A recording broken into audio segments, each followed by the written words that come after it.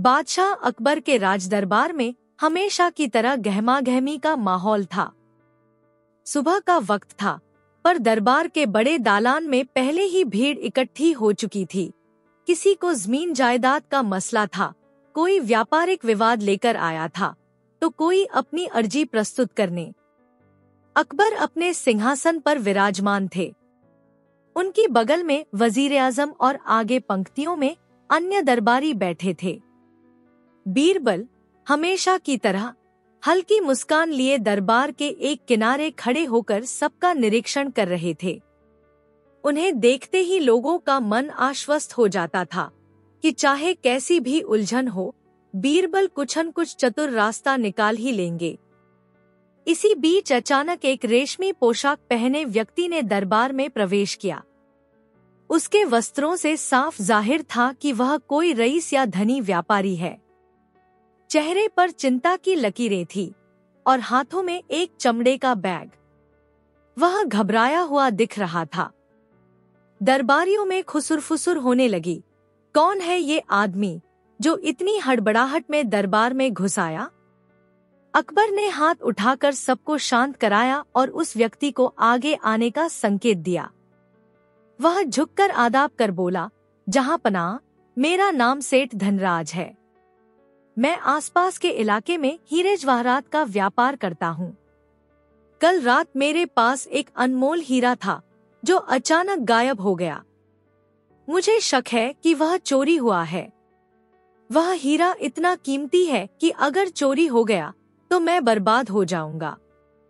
दरबार में सन्नाटा छा गया। सबका ध्यान उसकी बात पर था। अकबर की आंखों में भी जिज्ञासा जागी। आखिर यह किस तरह का हीरा है और कहां से चोरी हुआ?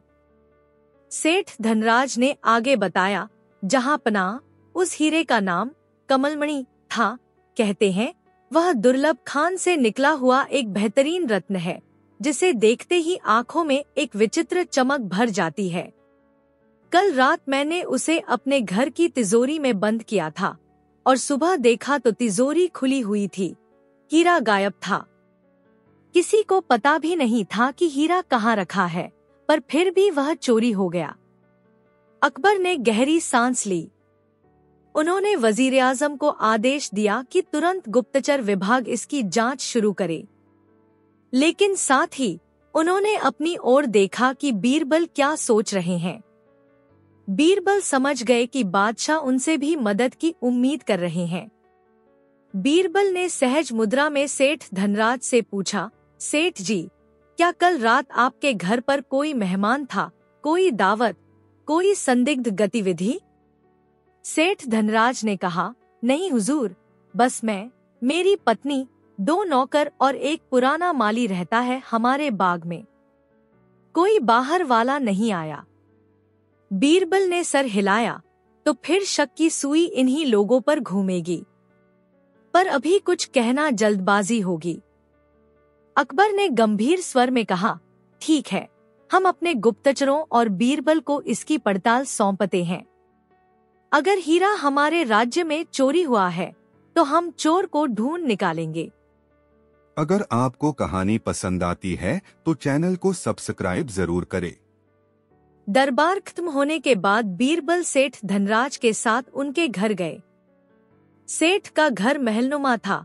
बड़ा सा आंगन, सुंदर नक्काशीदार दरवाजे और भीतर की सजावट भी आलीशान।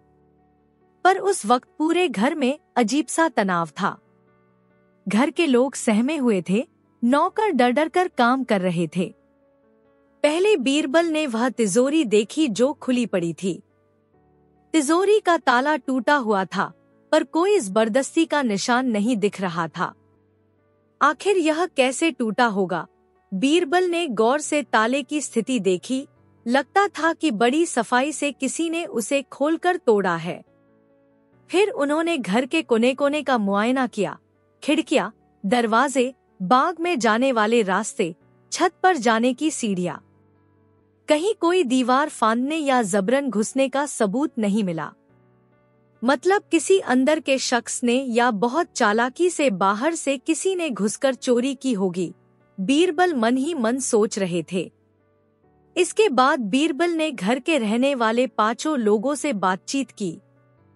1 सेठ धनराज स्वयं, 2 सेठानी उनकी पत्नी, 3 नौकर हनुमान प्रसाद, 4 नौकरानी गौरी, 5 माली रमजान। सबने यही कहा कि उन्हें कुछ भी पता नहीं। रात को सब अपने अपने कमरों में थे और किसी ने कोई संदिग्ध आवाज या हलचल नहीं सुनी।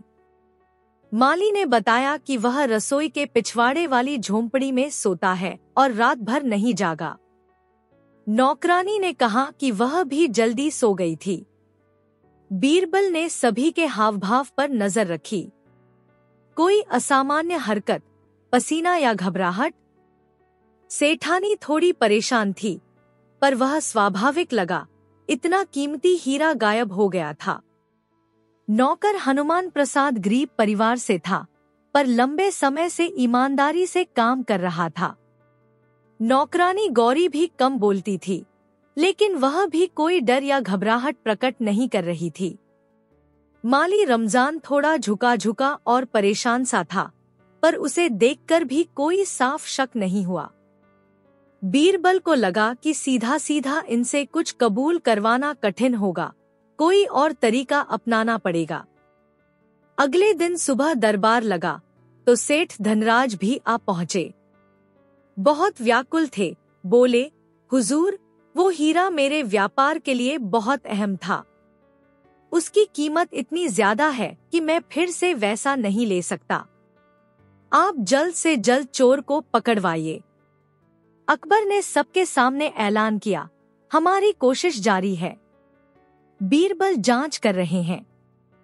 जो कोई भी इस चोरी के बारे में जानकारी देगा, उसे मुंह मांगा इनाम मिलेगा। कई दरबारी भी उत्सुक थे, आखिर इतना महंगा हीरा गायब हुआ है, कहीं राज्य से बाहर तो नहीं चला गया। इस पर अकबर ने सीमाओं पर तैनात रक्षकों और सैनिकों को सतर्क रहने का हुक्म दिया। किसी भी संदिग्ध यात्री या व्यापारी की तलाशी ली जाए।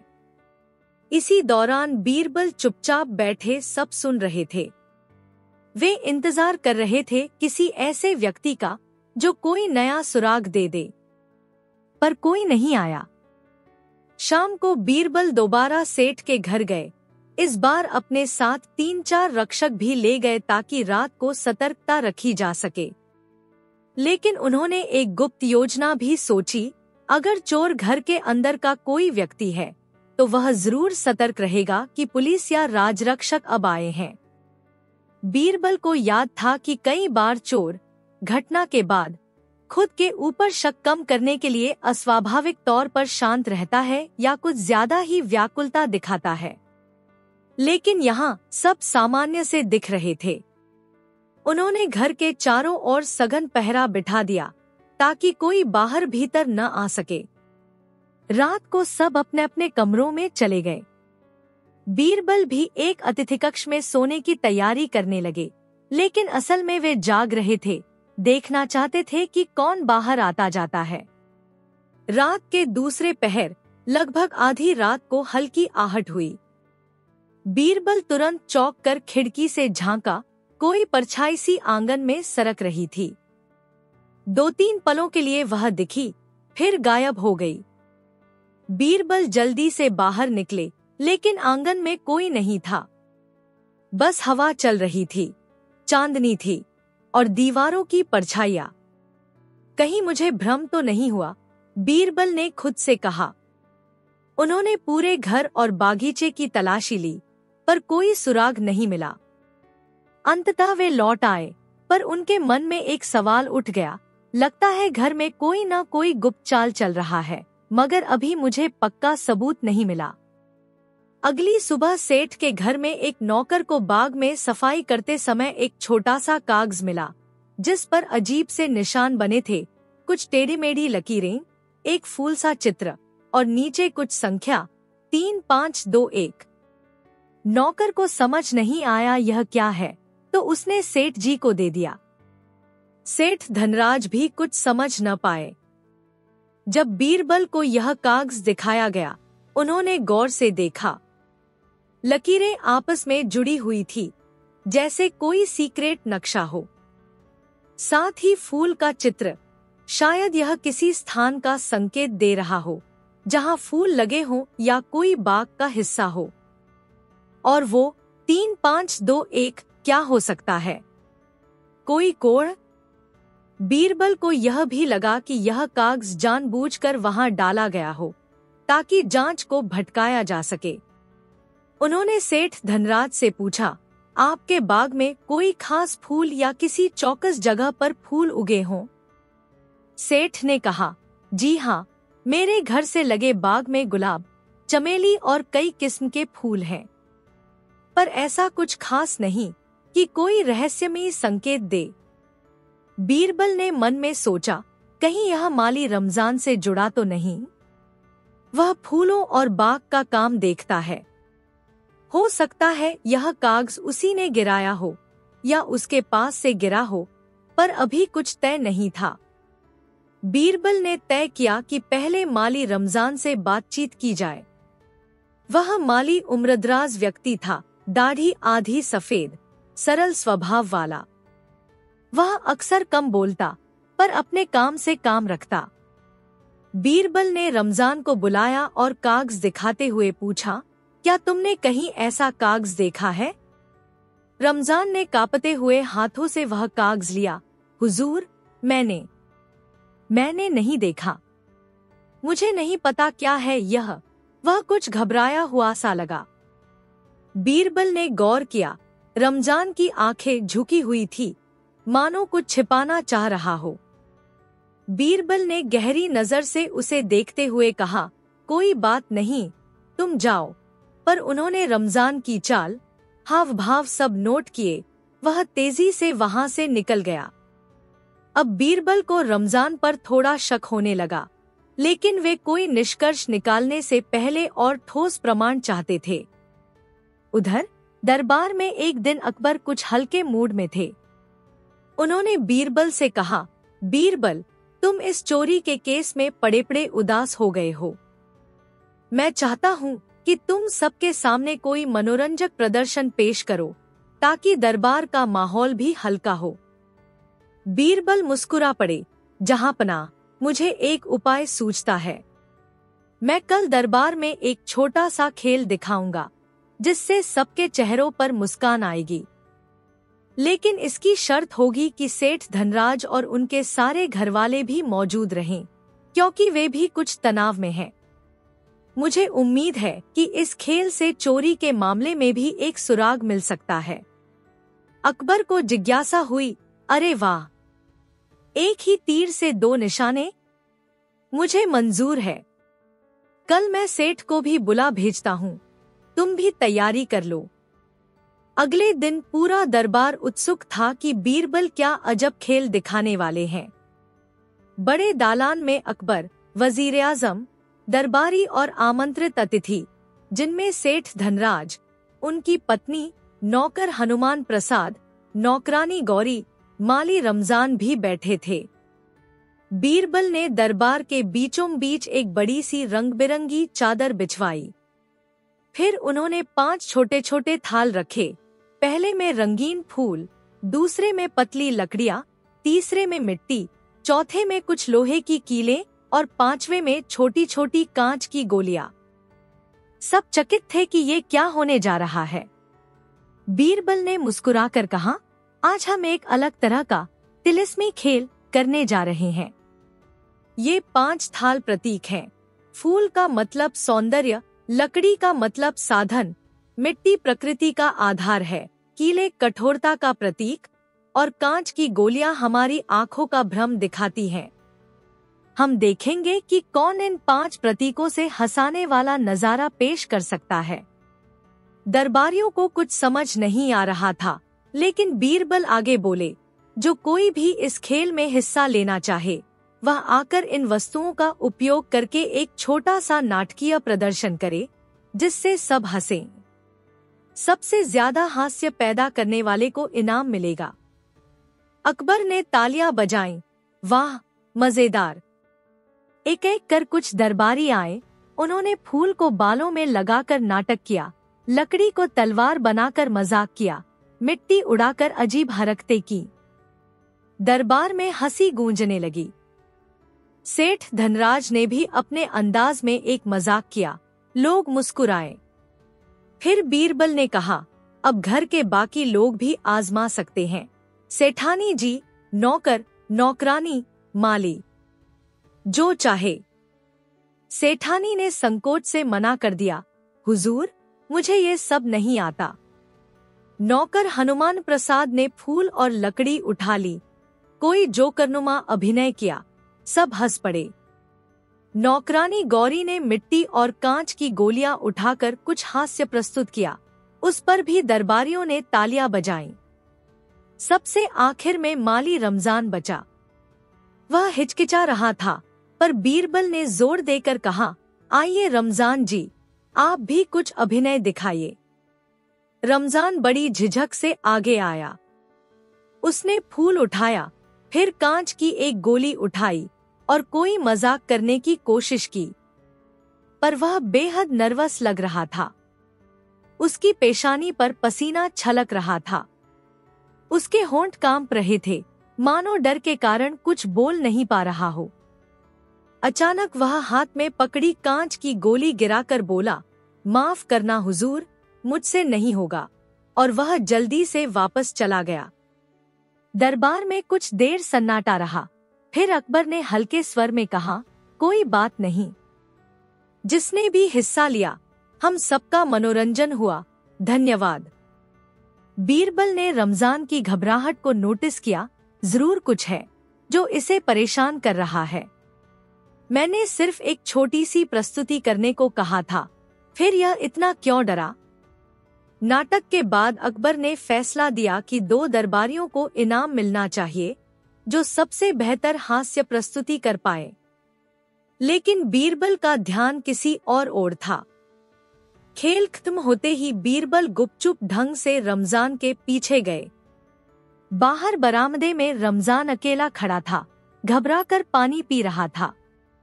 बीरबल उसके पास पहुंचे और शांत स्वर में बोले, तुम इतना क्यों डरे? महज एक हंसाने वाला खेल था। रमजान ने नजरें चुराते हुए कहा, कुछ नहीं हुजूर, मैं सार्वजनिक जगहों पर प्रदर्शन करने से डरता हूँ। बीरबल ने अचानक सवाल दागा, और वो हीरा, उसके बारे में तुम कुछ जानते हो? रमजान चौंक उठा।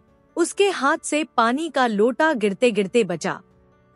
नहीं हुजूर, मुझे कुछ पता नहीं, वह इतना कहकर तेजी से वहां से निकल गया। बीरबल ने एक लंबी सांस ली। इसका मतलब साफ है, कुछ तो गड़बड़ है और रमजान के पास कोई राज छिपा है। पर वह डर के मारे उगल नहीं रहा। अगर आपको कहानी पसंद आती है तो चैनल को सब्सक्राइब जरूर करें। उस शाम बीरबल ने एक योजना बनाई। उन्होंने अपने गुप्तचर को माली रमजान की झोंपड़ी की तलाशी लेने को कहा, बिना किसी को बताए, बहुत सावधानी से।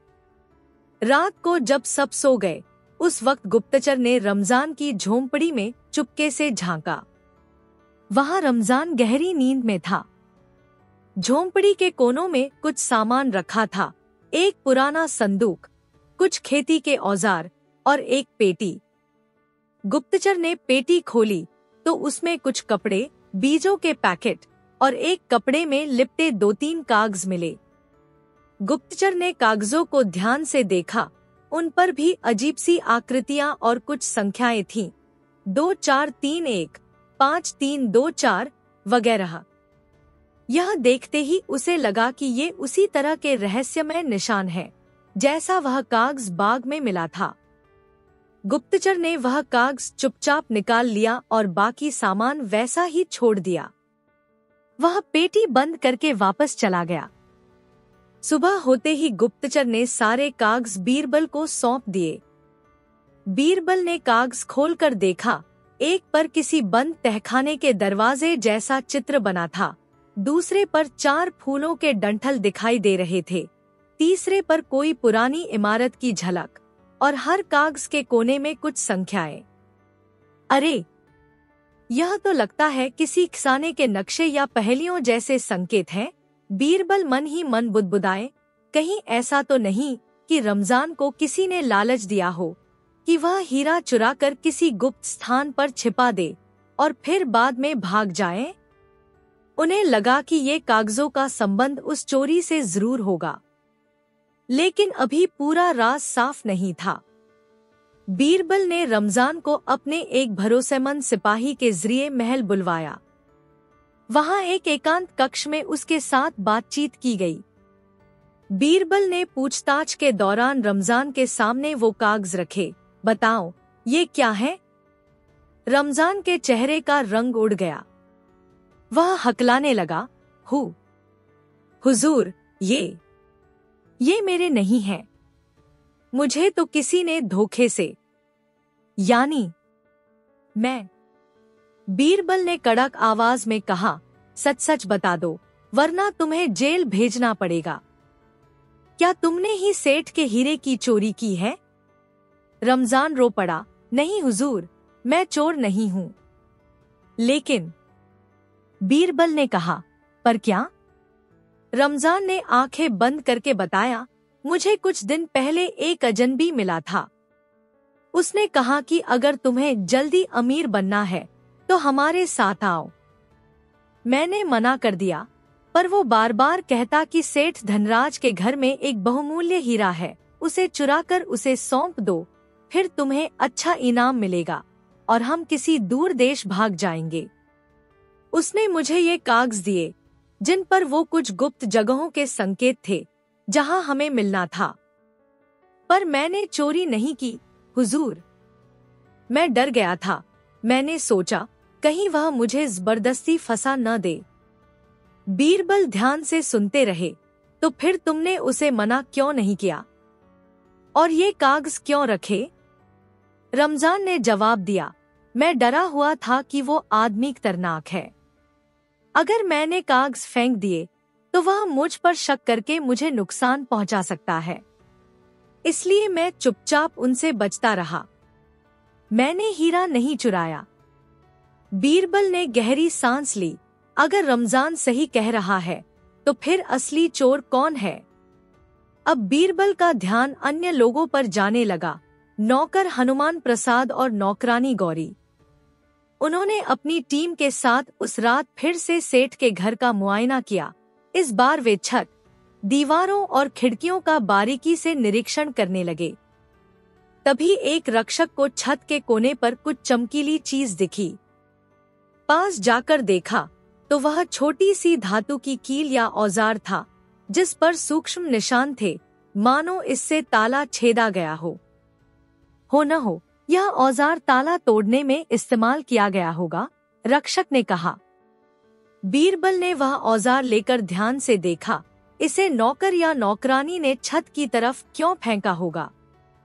कोई भागा होगा तो छत से कूदकर निकलने की कोशिश की हो सकती है, पर बाग का रास्ता भी तो है।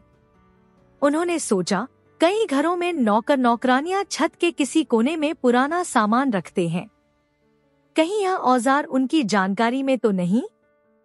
फिर उन्हें याद आया कि नौकर हनुमान प्रसाद कभी कभार अपनी रसोई से जुड़ी सीढ़ियों द्वारा छत पर चढ़ता था, वहां सूखे मसाले वगैरह रखते थे। क्या यह औजार उसके हाथ लगा होगा? अगली सुबह बीरबल ने सबको एकत्र किया, सेठ धनराज, सेठानी, नौकर, नौकरानी और माली। साथ ही अकबर के आदेश पर कुछ रक्षक भी वहां मौजूद थे। बीरबल ने गंभीर स्वर में कहा, आज हम इस मामले का निपटारा करेंगे। मुझे यकीन है कि चोर यहीं मौजूद है। सबके चेहरे पर तनाव आ गया। अचानक सेठानी ने कहा, हुजूर, हमें भी बता दीजिए कौन है वो चोर? बीरबल ने आगे बढ़कर नौकर हनुमान प्रसाद को देखा। हनुमान प्रसाद, कल छत पर यह औजार मिला है जिससे ताला तोड़ा गया होगा। क्या तुम जानते हो यह किसका है? हनुमान प्रसाद घबराने लगा। नहीं हुजूर, मुझे कुछ नहीं पता। बीरबल ने आगे कहा, जांच में पता चला है कि यह औजार रसोई के एक पुराने बक्से से गायब हुआ था जहां तुम सामान रखते थे। तुम्हारी उंगलियों के निशान भी इस पर हो सकते हैं। हमारी रॉयल गुप्तचर टीम जल्द उसकी तस्दीक करेगी। यह सुनकर हनुमान प्रसाद के पसीने छूटने लगे।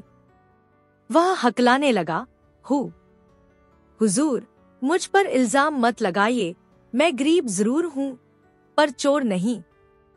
बीरबल ने तीखी नजर से पूछा, तो फिर तुम कल आधी रात को कहाँ थे? हनुमान प्रसाद ने कोई जवाब नहीं दिया। उसकी आंखें डगमगाने लगी। कुछ पल की चुप्पी के बाद उसने घुटनों पर गिरकर रोना शुरू कर दिया। मैं मजबूर था हुजूर। मेरी बेटी बीमार है, इलाज के लिए बहुत पैसे चाहिए। मैंने सोचा कि हीरा चुराकर उसे बेच दूंगा, फिर अपनी बेटी का इलाज करा लूंगा और थोड़ी सी रकम अपने पास रखकर बाकी लौटा दूंगा। बस इस लालच ने मुझे अंधा कर दिया। सब लोग अवाक रह गए। सेठ धनराज ने क्रोध में कहा, तुमने मेरी बर्बादी की परवाह नहीं की? हनुमान प्रसाद सुबकते हुए बोला, सेठ जी, मुझे माफ कर दें। मैंने बस एक बार तिजोरी खोलकर हीरा चुराया और उसे छिपा दिया।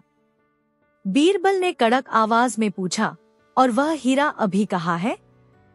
हनुमान प्रसाद ने कबूल किया, मैंने उसे घर के पीछे वाले गोदाम में अनाज की बोरियों के बीच छिपाया है। मुझे डर था कि कहीं माली या किसी और को शक न हो जाए। मुझे आज रात ही उसे किसी सुनार के पास ले जाना था। बीरबल ने रक्षकों को आदेश दिया कि तुरंत गोदाम की तलाशी ली जाए। वहां सचमुच अनाज की बोरियों के पीछे एक छोटा संदूक छिपा हुआ था, जिसमें से कमलमणि नामक वह हीरा निकल आया। वह अपनी दुर्लभ चमक बिखेर रहा था। सेठ धनराज की आंखों में आंसू आ गए। मेरा हीरा मिल गया। अकबर को जब यह बात मालूम हुई तो उन्होंने दरबार में घोषणा की कि हनुमान प्रसाद ने चोरी की बात कबूल कर ली है, अतः उसे दंड दिया जाए। लेकिन बीरबल ने निवेदन किया, जहां पनाह, हनुमान प्रसाद अपनी बेटी के इलाज के लिए मजबूर था, फिर भी अपराध तो अपराध है। आप उचित दंड तय करें। साथ ही शायद आप उसकी बेटी के इलाज के लिए अलग से कुछ मदद भी कर सकते हैं, जिससे इंसान कोई गलत राह न अपनाए। अकबर ने सोचा और कहा, ठीक है, हनुमान प्रसाद को कुछ दिनों के लिए कारावास और अर्थदंड दिया जाएगा, पर उसकी बेटी के इलाज में भी शाही कोष से सहायता दी जाएगी, ताकि आइंदा कोई ऐसी मजबूरी में चोरी न करे। इस तरह यह मामला सुलझ गया। माली रमजान पर से भी शक क्लियर हो गया। उसका दोष सिर्फ इतना था कि कुछ अजनबियों के चक्कर में फंसता रह गया था। सेठ धनराज ने अपना हीरा पाकर चैन की सांस ली। जब सब कुछ सुलझ गया तो अकबर ने बीरबल से पूछा, वैसे एक बात बताओ, उस दिन तुमने दरबार में हंसी मजाक वाला खेल क्यों करवाया था? क्या तुम्हें पता था कि उसी से कुछ सुराग मिलेगा? बीरबल ने हंसकर कहा, जहां पनाह, मैंने सोचा था कि जब कोई बड़ा अपराध करके बैठा हो तो मन में डर रहता है। दूसरों को हंसते देख वह ज्यादा घबरा जाएगा, क्योंकि उसे लगेगा कहीं हंसी के बीच उस पर शक न कर लिया जाए। मैं देखना चाहता था कि उनमें से कौन सबसे ज्यादा अनकंफर्टेबल होता है। मुझे उम्मीद थी कि हनुमान प्रसाद असामान्य हरकत करेगा, मगर तब रमजान ज्यादा घबरा गया। इससे मेरा ध्यान उस पर शिफ्ट हो गया, मगर बाद में पता चला कि रमजान किसी दूसरी वजह से डरा हुआ था। लेकिन बहरहाल यह खेल भी एक तरीका था लोगों की मानसिकता टटोलने का। अकबर ने मुस्कुराते हुए कहा, वाकई बीरबल, तुम्हारी तरकीबें निराली हैं। इस बार हीरा तो मिल गया, साथ में हंसी का तिलिस्म भी देख लिया। दरबार में सभी ने जोरदार ठहाका लगाया और इस प्रकार खोया हुआ हीरा वापस मिला और उसके साथ ही हंसी का तिलिस्म यानी बीरबल की नई युक्ति की यादें भी हमेशा के लिए दरबार में छा गईं। इस तरह समाप्त होती है अकबर बीरबल की यह नई कथा, खोया हुआ हीरा और हंसी का तिलिस्म। कहानी से हमें कई सीख मिलती है। किसी भी मामले में जल्दबाजी में निष्कर्ष निकालने की बजाय सूक्ष्मता से जांच आवश्यक है।